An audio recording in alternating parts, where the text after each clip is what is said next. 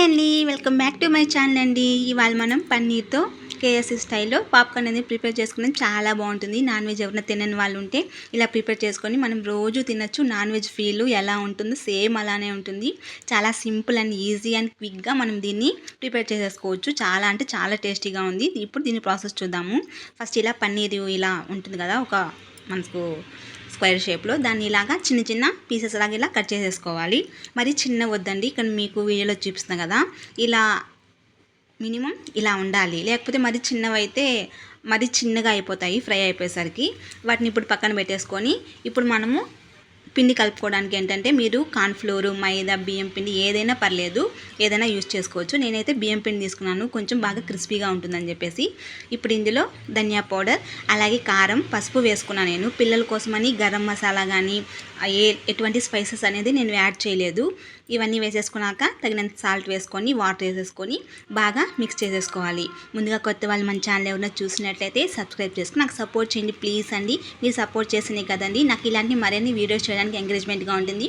Please అండి, do subscribe my channel అండి. ఇక్కడ మీకు వీడియోలో చూపిస్తున్నా కదా, ఇలాగా రావాలి. మరి వాటర్గా ఉంటే మరి పన్నీర్కి అలా పట్టుకోదు పిండి, కాబట్టి కొంచెం తిక్కు మనం బజ్జీలు చేసుకుంటాం కదా అలా సరిపోతుంది. ఇలా కలిపేసుకున్నాక కారం అది చెక్ చేసేసుకోండి, తక్కువ ఉంటే ఇక్కడ అడ్జస్ట్ చేసేసుకోండి. ఇప్పుడు మనం ముందుగా కట్ చేసి పెట్టుకున్న పన్నీర్ ముక్కలు ఇందులో వేసేసి మొత్తం కలిసేలాగా ఇలా కలిపేసి పక్కన పెట్టేసుకోవాలి. మ్యారినేట్ అవసరం లేదు, జస్ట్ కలిపేసి పెట్టుకుంటే సరిపోతుంది.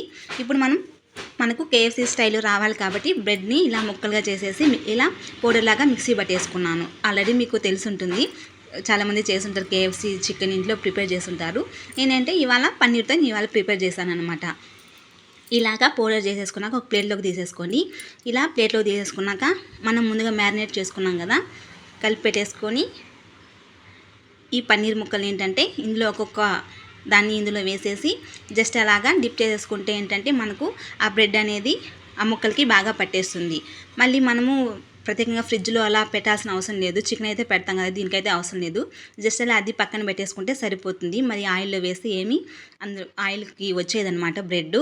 ఇలా మొత్తం అంతా కూడా డిప్ చేసి పక్కన పెట్టేసుకోవాలి. చూసారు కదా, బాగా మనం కలిపి పెట్టేసుకునేసరికి ఇది బాగా పట్టుకునేస్తుంది బ్రెడ్ పౌడర్ అంతా కూడా, కాబట్టి మనం ప్రత్యేకంగా మళ్ళీ పెట్టాల్సిన అవసరం లేదు. ఇప్పుడు ఆల్రెడీ నేను డీప్ ఫ్రైకి ఆయిల్ పెట్టేసుకున్నాను. నేను డీప్ ఫ్రైకి ఎక్కువ ఆయిల్ పెట్టుకోనండి, మళ్ళీ నాకు యూజ్ చేయడానికి అస్సలు ఇష్టం ఉండదు.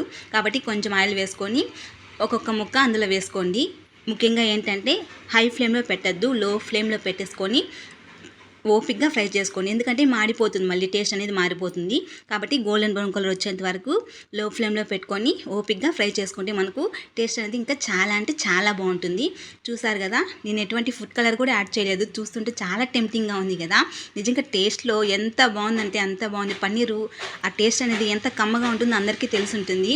ఇలా ఒకసారి ట్రై చేయండి, ఇంకా చాలా అంటే చాలా బాగుంటుంది. ఇలా ఫ్రై అయ్యాక పక్కన చేసుకొని మిగతా కూడా నేను ఇలాగా మొత్తం ఇలా ప్రిపేర్ చేసేసుకున్నాను. నాకైతే ఇంత వచ్చింది, చాలా టేస్టీగా ఉంది. మీరు కూడా తప్పకుండా ట్రై చేసి ఎలా ఉందో నాకు కామెంట్ చేయడం మాత్రం అస్సలు మర్చిపోవద్దు.